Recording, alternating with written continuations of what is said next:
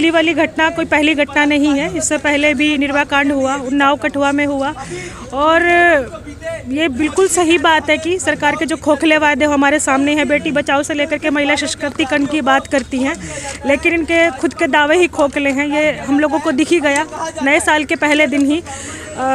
2023 का पहला दिन था 1 जनवरी को, किस तरीके से अंजलि को घसीट के मारा जाता है और तमाम सरकारें अपने कान में तेल डाल करके सोई रहती है। तो सीधा सा बात दिखता है, इनके खोखले वायदे हैं सीधा का सीधा। महिलाओं को सशक्त करने का, बेटी बचाओ बेटी पढ़ाने का सिर्फ इनका ढोंग है। पुलिस की भूमिका पर भी तमाम सवाल खड़े। पुलिस की भूमिका पर बिल्कुल सवाल है।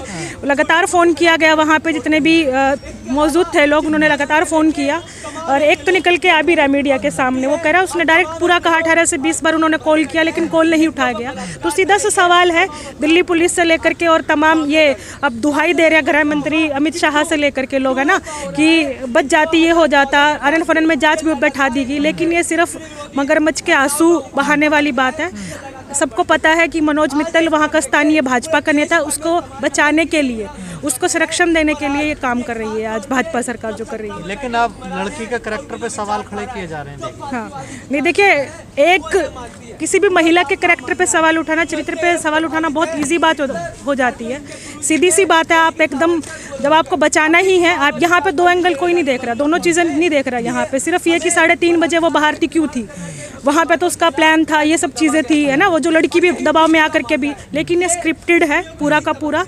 जो सही मुद्दा है, जो सही चीज़ें हैं, असल में वो नहीं आने देना चाह रही है गोदी मीडिया। और ये तो है ही ना, चैनल किन के बैठे हैं आज, तमाम चैनल इन्हीं के बैठे हैं, भाजपा के और तमाम ऐसी पार्टियों के। तो आप अपने लोगों को बचाने के लिए तो ये कहेंगे ही, और बात कहेंगे ही, और कीचड़ उछालना, बात बोलना महिलाओं के चरित्र पे, तो बहुत छोटी बात हो जाती है इन लोगों के लिए। और सीधी सी बात है, वो चरित्र पे सवाल उठा करके इस मामले को दबाने की बात है, कहीं ये प्रोटेस्ट ना हो, ये आवाज़ें ना उठे, और एकदम इसको क्लोज करने का, इसको बंद करने का। जो है वो राजनीतिक बैकग्राउंड से आते हैं, क्या उसका दबाव भी है? बिल्कुल यही कारण है। अगर कोई, देखिए ना, पहली बात तो जो अंजलि है, उसके 4 बहन भाई पीछे और हैं, वो मजबूरी में घर से बाहर, इवेंट मैनेजमेंट का जो काम करती थी, वो मजबूरी में घर से बाहर निकली है ना। इतनी ठंड में कौन निकलेगा, नहीं तो अपना काम के लिए आदमी निकल रहा है काम के लिए, और राजनीतिक दबाव ही है, क्योंकि पहले तो लड़की नहीं आई थी ना बाहर, जो उसकी दोस्त है, अब आई है, पूरा स्क्रिप्टेड पूरा बयान दे रही है, करैक्टर पे सवाल उठाए जा रहे हैं। तो सीधा सा एंगल एकदम साफ है, क्योंकि वहाँ का भाजपा का नेता मनोज मित्तल इसमें शामिल है, उसको बचाने के लिए गृह मंत्री से लेकर के तमाम एकदम तिकड़मबाजी करके बचाने का काम। आपको नहीं लगता जो निधि है वो जो गायब हो गई थी 72 घंटे के, उसको रिमांड पे लिया जाए और सारी सच्चाई का पता निकाला जाए? देखिए, अब जो गायब हुआ नहीं हुआ, रिमांड लिया जाए, छोड़ के चली गई ना बीच में, देखिए उनको। हाँ, नहीं, बात ये है, सवाल ये है कि अभी जो भाजपा सरकार वहाँ के स्थानीय नेताओं को संरक्षण देने का काम कर रही है, ये जो एंगल घुमाए जा रहे हैं उन पे ना जा करके, सीधी सी बात है, गृह मंत्री इस्तीफा दे, है ना, परिवार को उचित मुआवजा मिले, और जो स्त्री विरोधी जितने भी अपराध है, बेटे सुरक्षित रहेंगे जब दिल्ली में नहीं बढ़ेंगे, नहीं होगा ना। अभी आप दिल्ली का आंकड़ा उठा के देख लीजिए, हर दिन में 6 महिला विरोधी ऐसे अपराध रिकॉर्ड होते हैं। आप आंकड़े देखिए, 2012 में जहाँ पे 2,44,000 के लगभग कुछ मामले थे, अभी 2021 में अभी वो बढ़ करके 4 लाख के लगभग हो गए।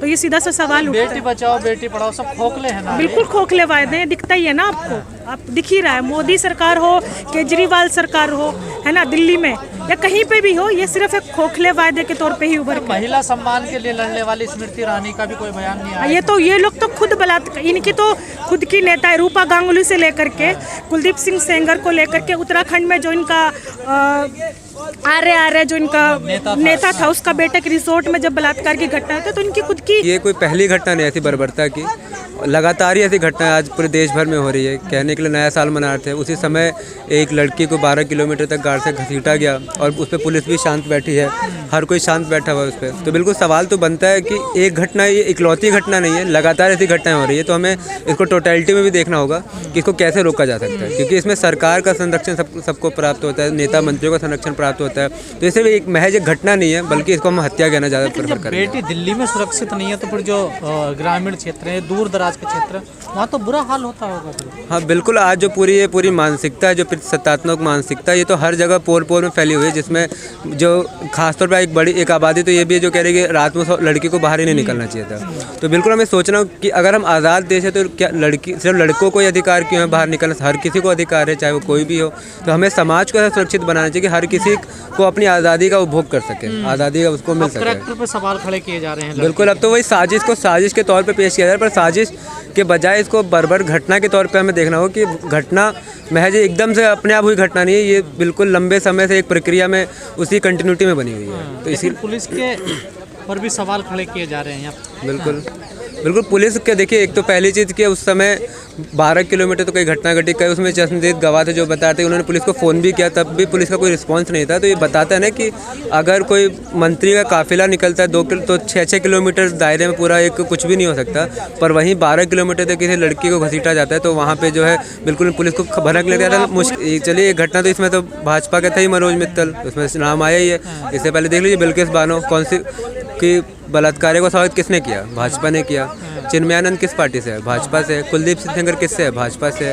तो लिस्ट तो बहुत लंबी है कि यही लोग, कठुआ में बच्ची का बलात्कार होता है, तिरंगा यात्रा निकालते हैं, यही लोग जो है पूरे पीड़िता के परिवार को मरवा देते हैं और कुछ नहीं बोला जाता। तो ये तो दिखता है ना कि कहाँ से आ रहा है। बेटी बचाएंगे, ऐसी बेटी पढ़ाएंगे। बिल्कुल यही बात है, इनका बेटी बचाओ। आज सवाल है बेटी बचाओ किससे? भाजपाइयों से, फासिस्टों से। असल में उनसे बेटी को बचाने की ज़रूरत है। और पढ़ाना तो छोड़ ही दीजिए, पढ़ाई के तो पता ही क्या हालत है आज के समय में। अंजलि को न्याय मिल पाएगा? इसीलिए हम सड़कों पर है कि न्याय मिले। अपने आप तो नहीं मिलेगा, बिल्कुल विरोध करने पे ही न्याय मिलेगा। जब लोग एकजुट होंगे, सवाल उठाएंगे ऐसी घटनाओं, तभी न्याय मिल सकता है। अपने आप कोई अमित शाह के भरोसे बैठे, उसकी कमेटी कुछ कर दे, कुछ नहीं होगा।